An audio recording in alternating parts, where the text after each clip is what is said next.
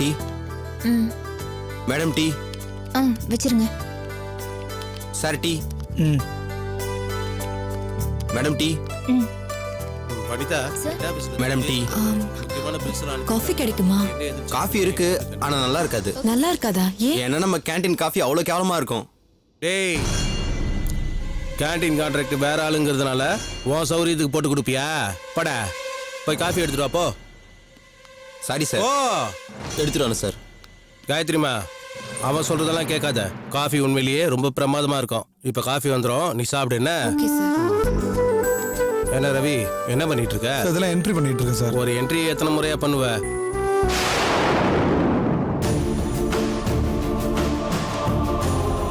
Excuse me sir. என்னம்மா? சின்ன problem sir. நம்ம கம்பெனில சின்னதா ப்ராப்ளமே வரக்கூடாதுமா. வர்ற ப்ராப்ளம் பெருசா தான் இருக்கணும். ஏன்னா நம்ம கம்பெனி பெருசு இல்ல. நம்ம எம்டி அடிக்கடி இதே மாதிரி தான் சொல்லுவாரு.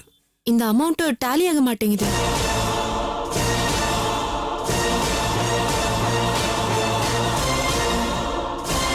நீங்க வவுச்சர்ல இருக்கிற அமௌண்ட் டோட்டல் அமௌண்டோட ஒத்து போதான்னு பார்த்து என்ட்ரி போட சொன்னீங்க.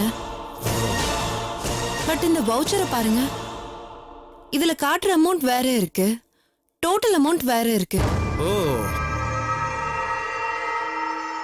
ஆமா, மேனுவல் மிஸ்டேக் நடந்திருக்கு.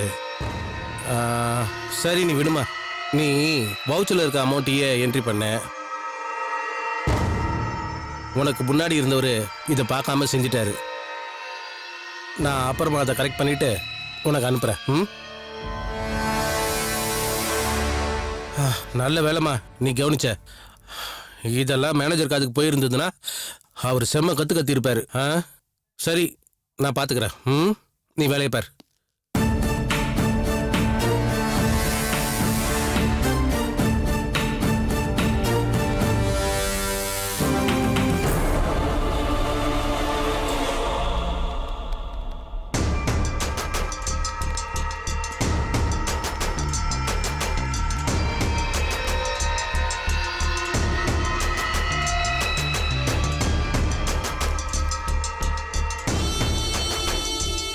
என்ன கண்ணன் சார், பார்ட்டி படு உஷாரா இருக்கும் போல. ஒரு வவுச்சருக்கே இந்த பதறது. நீங்க வவுச்சர் கரெக்ஷன்ல PhD முடிச்சவராச்சே. எப்படி இந்த பொண்ணு வச்சு சமாளிக்க போறீங்கன்னே தெரியல. குழந்தை பொண்ணியா, புதுசா வேலைக்கு சேர்ந்திருக்கால. ஒரு வாரம் போகட்டும். அதுக்கப்புறம் நம்ம கட்சியில கொள்கை பரப்பு செயலாளரே இந்த காயத்ரி தாங்கிறத நான் நிரூபிக்கிறேன். ஆரம்ப ஜோர் இல்ல, அப்படிதான் இருக்கும். நீங்க செய்வீங்க கண்ணன் சார். இல்லனா இவ்வளவு பெரிய கம்பெனில இத்தனை வருஷம் குப்பை கொட்டிட்டு இருக்க முடியுமா?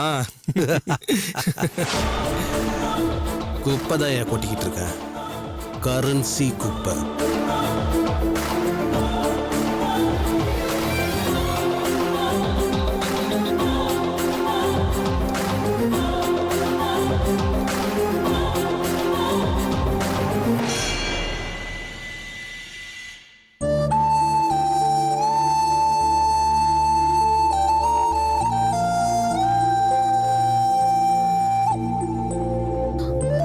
என்னங்க, எவ்வளவு நேரம் தான் இப்படி வைத்து காய போட்டுக்கிட்டே இருப்பீங்க? கொஞ்சம் சாப்பிடலாம்ல. எனக்கு எதுவும் வேணாம். இதானே வேணாங்கிறது. நான் ஊட்டி விடவா? இந்தாங்க.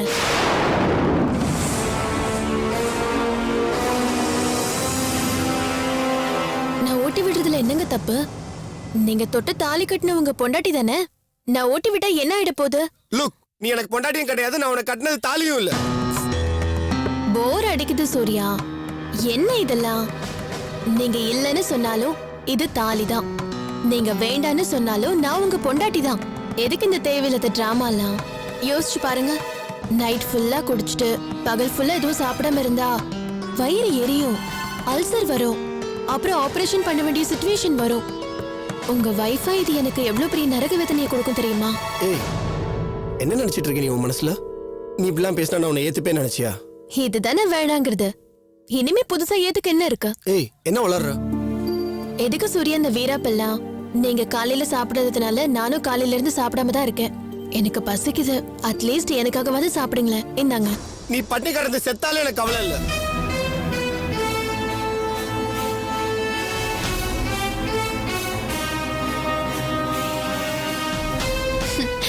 நல்ல கதையா இருக்கே. நான் எதுக்கு சாகணும்? உங்களோட சேர்ந்து சந்தோஷமா வாழதானே இவ்ளோ பாடுபட்டுட்டு இருக்கேன். அந்த மாதிரிலாம் எதுவுமே கிடையாது.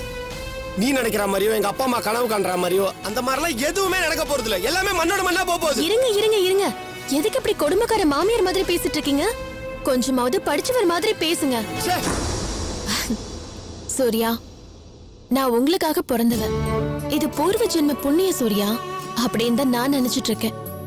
1008 தடங்கள் வந்தாலும் எவ்வளவு பிரச்சனை வந்தாலும் ஏன் இடியே விழுந்தாலும் நம்ம உறவை யாராலையும் மாத்தவும் முடியாது, பிரிக்கவும் முடியாது. காயத்ரிக்கு கால் தூசி வருவியாடி நீ? அவ பிறந்திருக்கிறதே எனக்காக தான். நான் உயிரோட இருக்கிறதே அவளோட சந்தோஷமா வாழணுன்றதுக்காக தான். போய் சொல்லு, உன் அருமை அத்தை கிட்ட இப்படிலாம் நான் பேசினேன்னு போய் சொல்லு.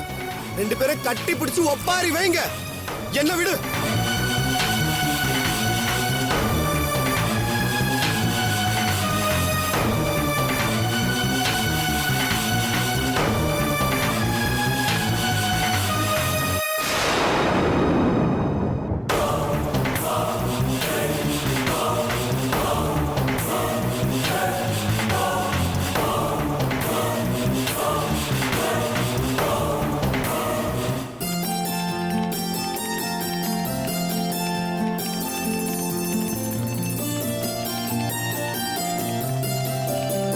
மேடம், உங்களை பார்க்க ஒருத்தங்க வந்திருக்காங்க மேடம்.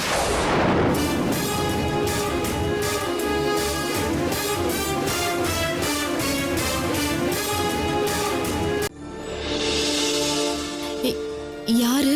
யாருன்னு தெரியலங்க மேடம். ரிசப்ஷன்ல வெயிட் பண்ணிட்டு இருக்காங்க. உங்களை தான் பார்க்கணும்னு சொல்றாங்க.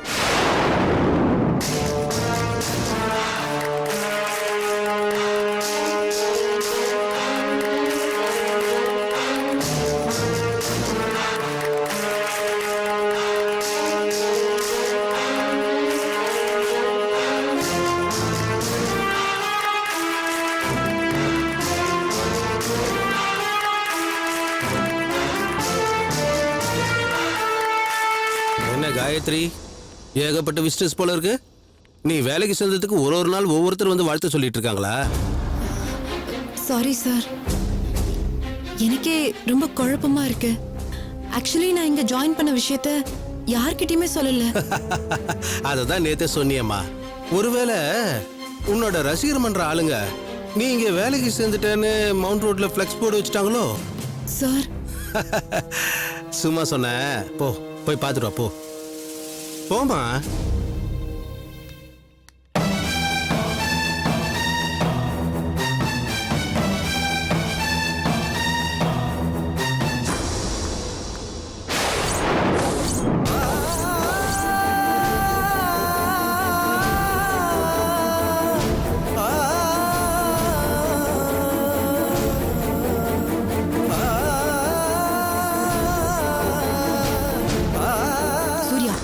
காயத்ரி, இங்க எதுக்கு வந்தீங்க?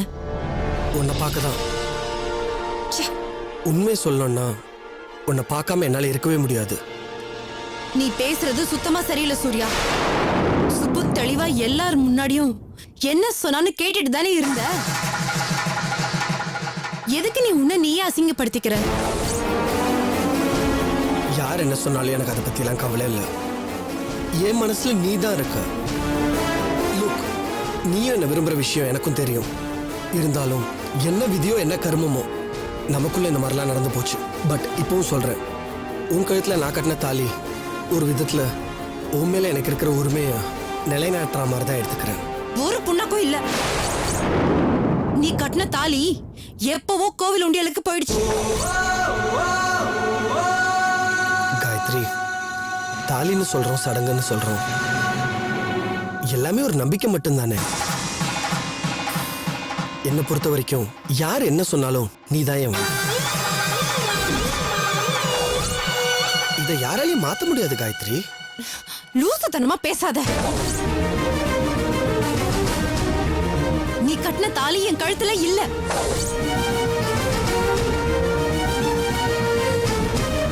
எந்த விதத்திலயும் நான் உனக்கு கமிட் ஆகவும் இல்ல.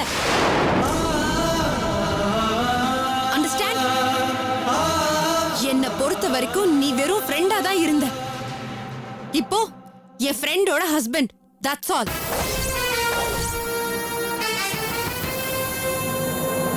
இப்படி பேசுறியே, உன் நெஞ்சு தொட்டு சொல்லு காயத்ரி, நீ என்ன விரும்பல?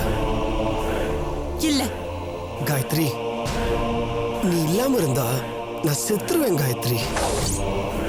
இந்த மாதிரிலாம் பேசாத. யார் அந்த சுப்பு? எங்கிருந்து அவ வந்தா? எதுக்காக என் வாழ்க்கை அவ இப்படி பந்தாடிட்டு இருக்கா? அத உங்க அப்பா அம்மா கிட்ட போய் கேளு. அவங்க பார்த்து கட்டி வச்ச பொண்ணு அவ. நோ, அன்னைக்கு நீ சுப்புக்காக பேசாம இருந்திருந்தா அவ பக்கம் கூட நான் திரும்பி இருக்க மாட்டேன். பேசினல்ல, அவ உன்னை விரும்புறதா சொன்னல்ல, அத நம்பினல்ல, அவளை ஏத்துக்கிட்டல்ல, அப்புறம் என்ன கிறுக்குத்தானோன்னு கேக்குறேன். இது பாரு சூர்யா, உனக்கு லாஸ்டா வார்ன் பண்றேன். இன்னொரு தடவை பொண்டாட்டி அது இதுன்னு சொல்லிக்கிட்டு இந்த பக்கம் வந்தனா நான் ரொம்ப மோசமா நடந்துக்குவேன். போனா போதுன்னு மரியாதை கொடுத்து நின்னு பேசிட்டு இருக்கேன். உன் மரியாதையை நீயே கெடுத்துக்காத. அண்டர்ஸ்டாண்ட்? காயத்ரி, ப்ளீஸ் காயத்ரி, இந்த மாதிரி எல்லாம் பேசாத. இங்க பாரு, நீ சுப்புவை மறந்துடு, நான் என் வீட்டை மறந்துடுறேன். நாம எங்கேயாவது போயிடலாம். தனியா வீடு எடுத்து சந்தோஷமா வாழலாம். நமக்குன்னு ஒரு வாழ்க்கை, நமக்குன்னு ஒரு சந்தோஷம், நமக்குன்னு ஒரு குழந்தை பிறந்துட்டா.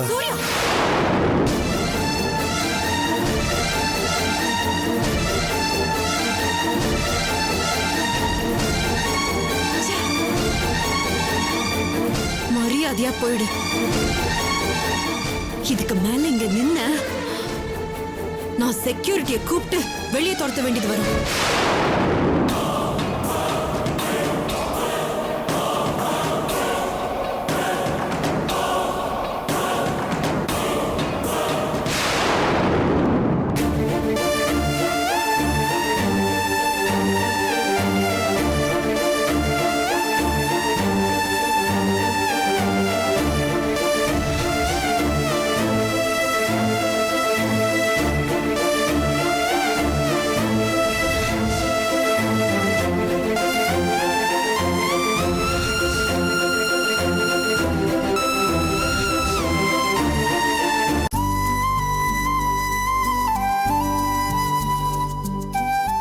மாமா, இன்னைக்கு என்ன சமைக்கட்டும்?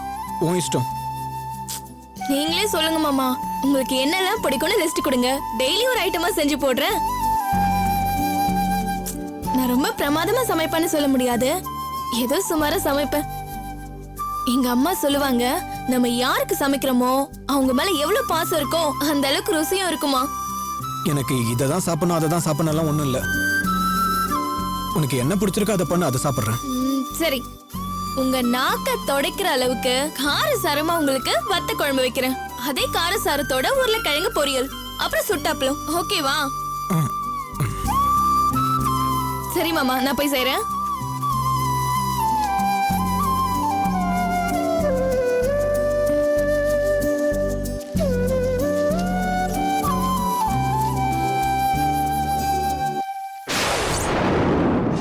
மனைவி மனநோயாளியானதனால் கணவன் விவாகரத்து கேட்டு வழக்கு.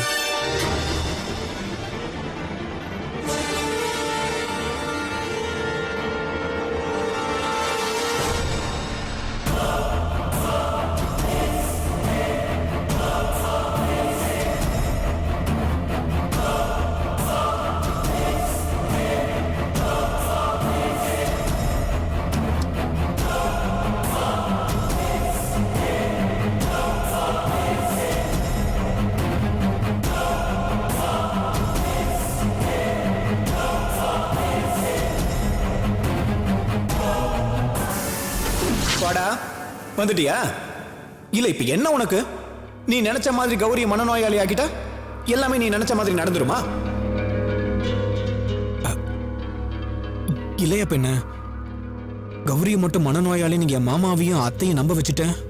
அதை வச்சு நான் சிம்பத்தியை சம்பாதிப்பேன். மாமா அப்புறம் காயத்ரியை கல்யாணம் பண்ணி கொடுத்துருவாரு. நான் எதுக்கு போய் கொள்ளலாம் பண்ணிக்கிட்டு? இதெல்லாம் நடக்கிற மாதிரி எனக்கு ஒன்றும் தெரியல. ஏன் இப்படிலாம் பேசுற? என்ன உன் பிரச்சனை? கௌரிய மனநோயாளி ஆக்குறேன்னு நீ மனநோயாளி ஆயிடாத. போய் வேற வேலை இருந்தா பாரு. வந்துட்டான். கௌரி உனக்கு தானே அந்த கடவுள் உன் தலையில எழுதியிருக்கான். அதை யாராலையும் மாத்த முடியாது. அதை மாத்திரதா நினைச்சு உன் டைமை நீயே வேஸ்ட் பண்ணிட்டு இருக்காத. ஏன் இப்படிலாம் பேசுற? என்ன நீ ஒரு கோழடா. உன்னால கொலை கூட ஒழுங்கா பண்ண தெரியாது. ஒரு கொலையே பண்ண தெரியாத கோழை எப்படிரா ஒருத்தி மனநோயாளி ஆக்குற அளவுக்கு சாடிசா நடந்துப்பியா நீ? இங்க பாரு, கௌரிய மனநோயாளிய மாத்திரன்னு நான் சொல்லல. அவ அப்பாவையும் அம்மாவையும் நம்ப வைக்கணும்னு தான் சொல்றேன். அவங்க அப்பாவும் அம்மாவும் அவளை மனநோயாளி நம்பினாவே போதும். அதான் எப்படி? வெயிட் பண்ணி பாரு.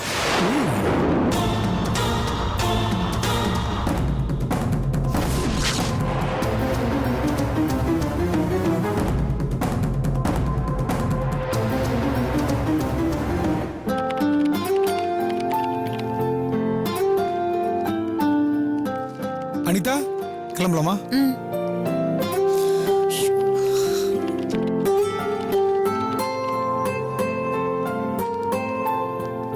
மேடம், டைம் ஆகுது. என்ன சீக்கிரம் கிளம்பலையா? நேரம் ஆச்சு, சீக்கிரமா வீட்டுக்கு போகணும். போலாமா?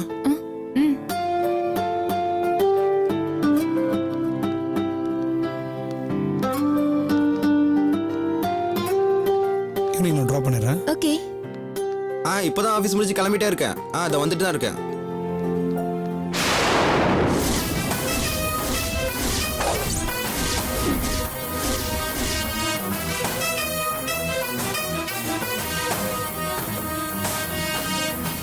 காயத்ரி,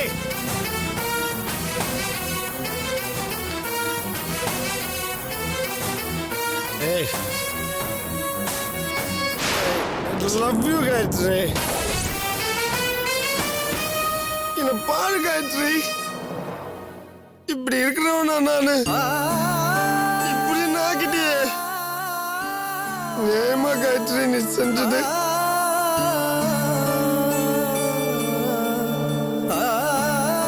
மனசுல நீ இருக்கிறப்ப அந்த சுப்பு என்னால நினைச்சு கூட பார்க்க முடியல.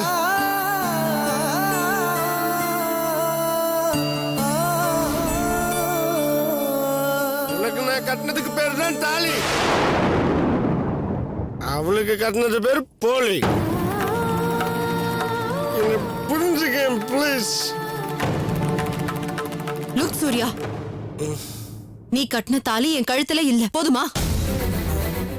சொல்ல போனா அது தாலியே இல்ல.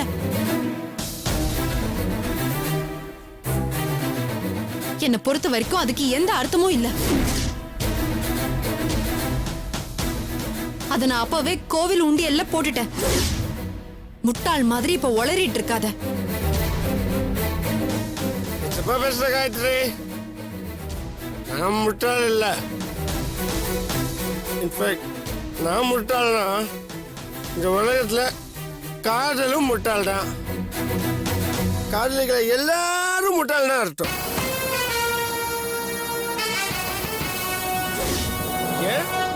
நீ ஏன் முட்டாள் தான்? இருந்துட்டு போற. திரும்ப திரும்ப என்ன தேடி வராத. ஏன் இப்படி என் உயிரை வாங்குற?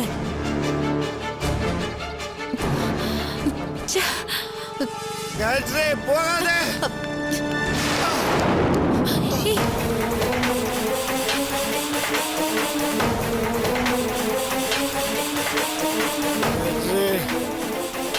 காயத்ரி